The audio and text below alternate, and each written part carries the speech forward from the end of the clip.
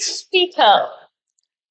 And it gives me great pleasure as I introduce you to all our next speaker, who is Jana Siedenhans from Germany. And Jana is a space holder for business and personal development, an author, and a motivational speaker whose purpose is to create meaningful connections in life. So please join me in giving a resounding round of applause to Jana Siedenhans. And Yana's philosophy revolves around creating a balanced interplay of mind, heart, and intuition, where meditation plays a pivotal role. And as an accredited executive and systemic coach, Yana empowers individuals and teams worldwide to navigate success by aligning with their true identity. And masters, it was in the year 2019 that Yana encountered some life turning moments in her life where she had to undergo a lot of personal challenges. But instead of going deep into the cocoon, she rose from that challenging situation as a phoenix. And here we have Miss Diana, who will be delving into a very profound topic of coming of age. And what entails into this topic, we will hear that from Miss Diana. So the stage is all yours, Miss Diana. Thank you so much, Usha. Good afternoon, masters, ladies and gentlemen, I would say, just to give it a bit of a variety. I'm very pleased to be here and see so many of you here. And I was so surprised to meet some people in person here that I only have seen online so far. Pari, for example, today, Madhvi, also Swapna and others. One question before I start. Anyone else here who has been on one on the online Zoom webinars with Beam meditation that I have seen in 2D but not in 3D yet? Anyone else who has been there? So good to see you guys. It's a pleasure. Thanks. So today's topic is coming of age. And it was a bit funny how, let's say, the topic came up, because I didn't come up with the topic. When Ram asked me to be part of the event, I said, sure. And probably 2 weeks later, he reached out asking for the title. And it was just there like that, coming of age. And I was, okay, so this was not the mind. This word came from a different source. And I was thinking, okay, intuition, really? Are you serious? Because I had no idea what this should be about. But as it was clearly intuition, I thought, okay, let's follow the flow. And let's talk about coming of age. And the people that have been on an online webinar with me are aware that normally I unfortunately come and drop some questions to the audience. So I'm not going to stand here and just talk to you. I'm a very curious person, and I'm going to ask you some questions. So my first question is, please, every one of you who is officially an adult, mature on your ID or wherever, could you please just stand up for me? Who of you officially is an adult? Okay, so that's obviously, you're not an adult yet. Okay, so that's obviously the majority. And who of you, and those keep standing up and the others are happy to sit down, who of you feels like an adult? Who feels grown up and adult and all rooted in life? Huh? Okay, still some standing, others sitting down. So half and half, I would say. So you see, there seems to be a difference between physical maturity and physical type of coming of age, which happens naturally. But then there is a non-physical coming of age, a non-physical maturity as well. And I personally found that they do not necessarily go along very well. I don't know about you, but I think I found out that I'm adult at that stage in life when I found, okay, I probably will never reach this moment where I feel I've figured it all out. I know how it works. I have all the things settled. There's no challenges anymore.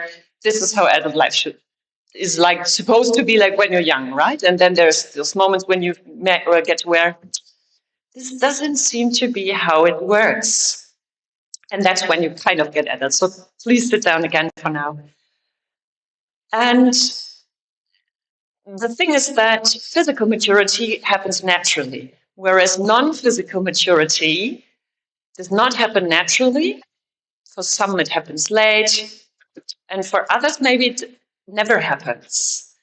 And a lot of these details have been said today already, but I would say there's always a chance to let it sink in deeper if we get to things a second time.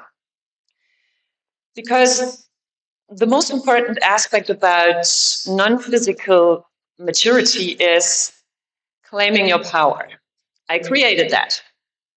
And that does not only mean, well, I created that success, and I created that career, or I created that relationship. Unfortunately, claiming your power also means, oh, I guess I created that arguing.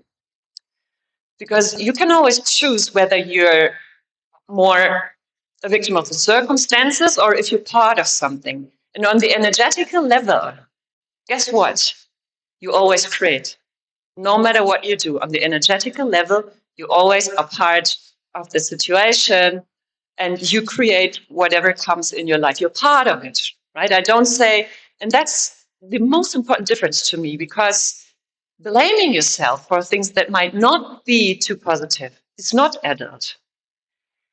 Claiming it, yes, that's mine. I guess I can do better, so let's do better next time. Let's level up. But yes, that's mine. I was part of it. That's part of coming of age on the non-physical level. It's the mind, but it's also your energy. Because you can be very smart with the mind and you can sound very adult. And still, on your energetical level, you can act very immature, right? Words transport energy. I can tell you something like, so good to see you. Or I can say, so nice to see you. You know what I mean? So there is a different energy in what I say. And the maturity of what I say always depends on the energy that I bring out. And this is what I mean with coming of age.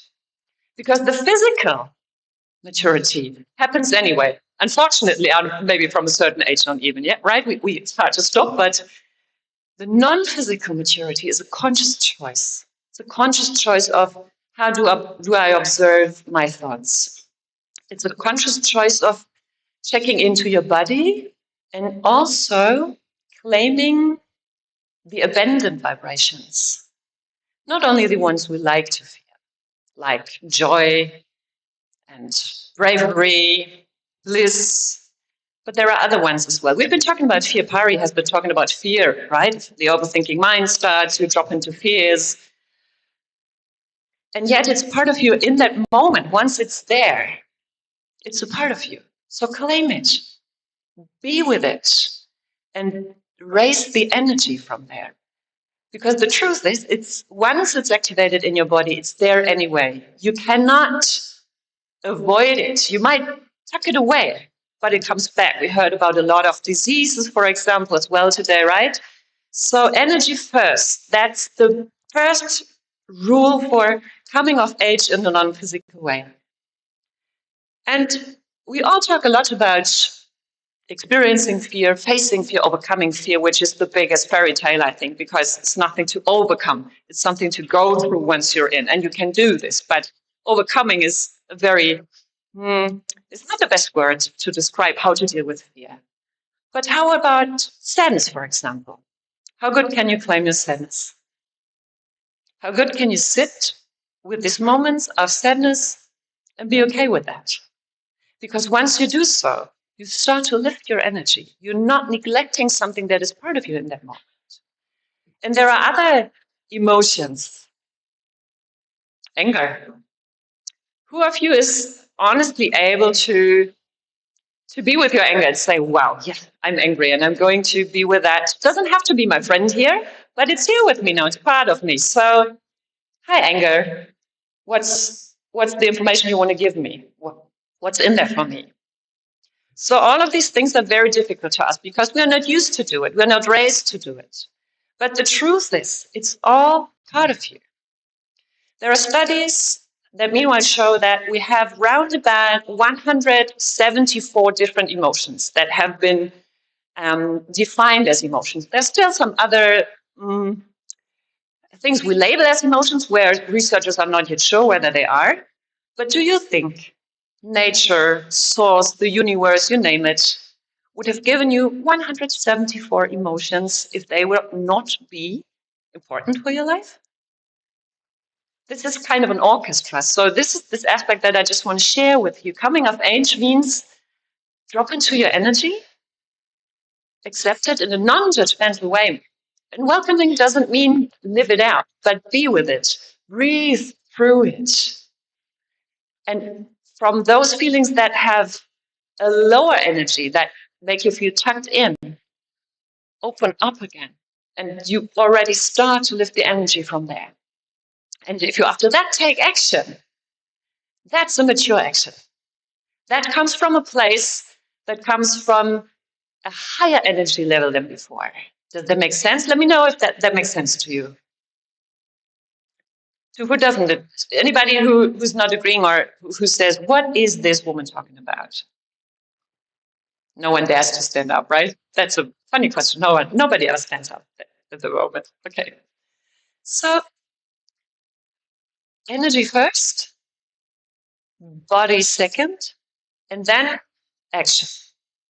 And as Mary already said today, action is so important. Claiming your power is first claiming your energy, raising your energy, and then stepping into your actions with a goal.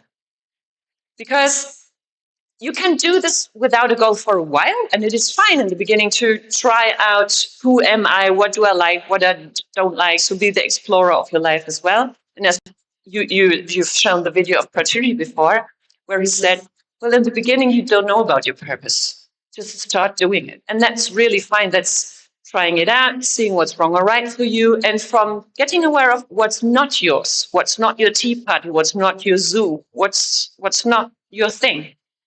Go further, and from there, purpose will carve out over time when you go into action.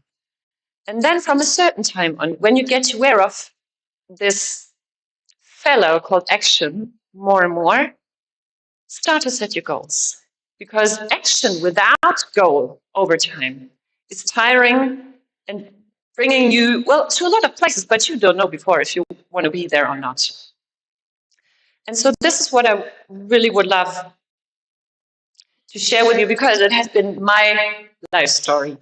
I studied something that, well, I guess it's not bad studying it because everybody does, because I didn't know what to do. I from there had a feeling, well, that's not really mine. Went into a career that was fine to go, and I did well, but I didn't feel happy. So I followed this feeling of happiness. I changed jobs quite often in that company. And this way, I carved out further of what I wanted to know and what I didn't want. Did I feel very adult, mature? No, not at all. If you're exploring, if you're kind of a seeker, it doesn't feel very mature. Looking backward now, seeing a lot of those people that I started with stuck in the same company in an unhappy job that they do not see how to get out of it because they fear the fear of the unknown. I feel, I don't want to say more mature, but on a level of maturity that allows me to go into the uncertain because you started the action, you tried out, you made a mess and cleaned it up. You know that you can make messes and clean them up. And this is why, unfortunately, coming of age in a non-physical way is a very, very invisible process. It doesn't happen on its own. It's highly about being conscious about yourself and learning to embrace what you get aware of on this journey. And I can tell you, there is a friend of mine sitting, she knows me for over 20 years. And there have been many times where I did not like what I could see. And what happened there was spiritual bypassing, right? You don't want to look at it. You want to try to pass it by. It's not there. You want to go on. Some people nodding, some people smiling.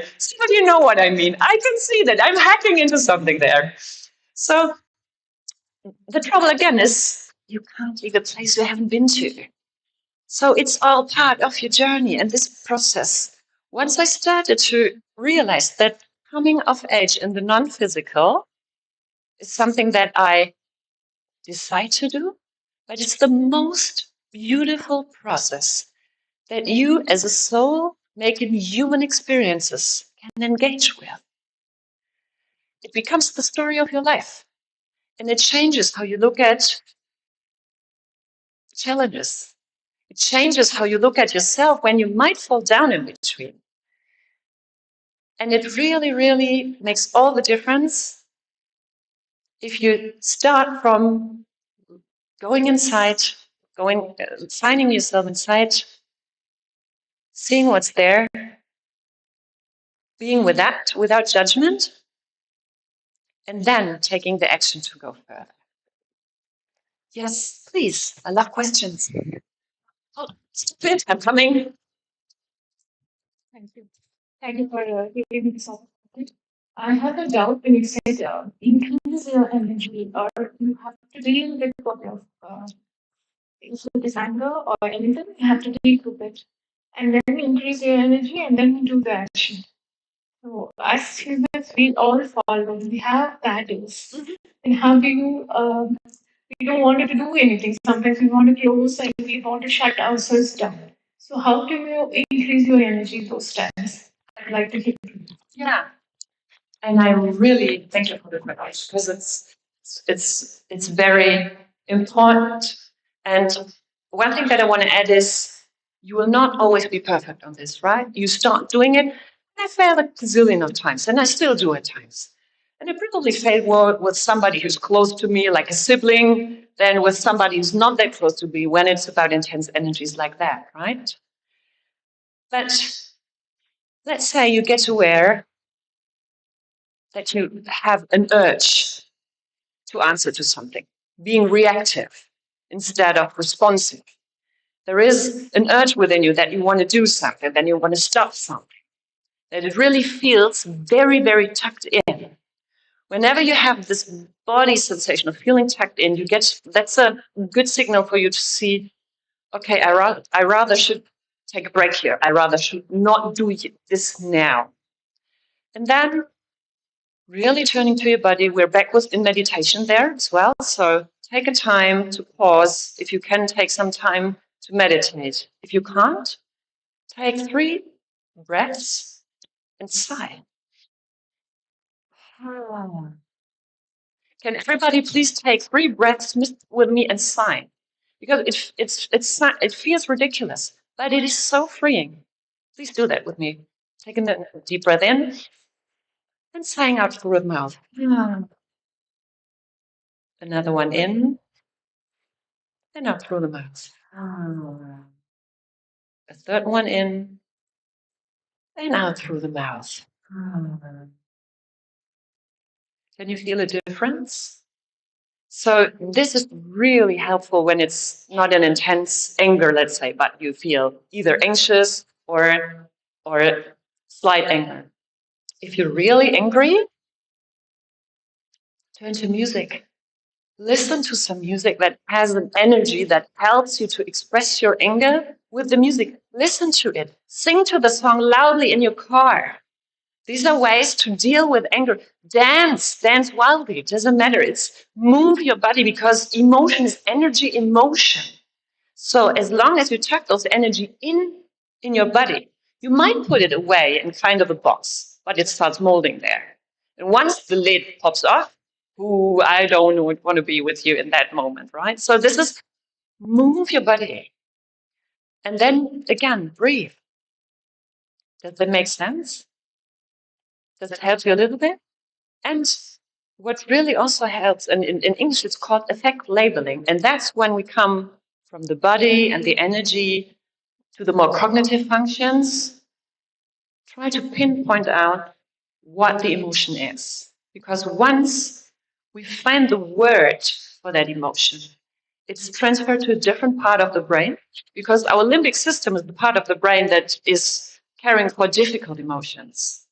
Unfortunately, it's not connected to our speech center. Once you move these aspects to your speech center, once you found out this, yes, that's it, your body also immediately starts to relax. Any one of you who knows this experience of you being upset, talking to your best friend about it, and your friend says, well, I can understand that you're really disappointed about this. And you think, yes, exactly, it's disappointment. And that you kind of feel this relief. This is effect labeling. So this is what I got for you today. If there are any further questions, I'm still around, and I'd love to talk to you about it more. And as I say, it's a beautiful process, and beautiful doesn't mean it always feels beautiful, but the outcome, once you have gone further and look back, is always beautiful. Okay? Thank you.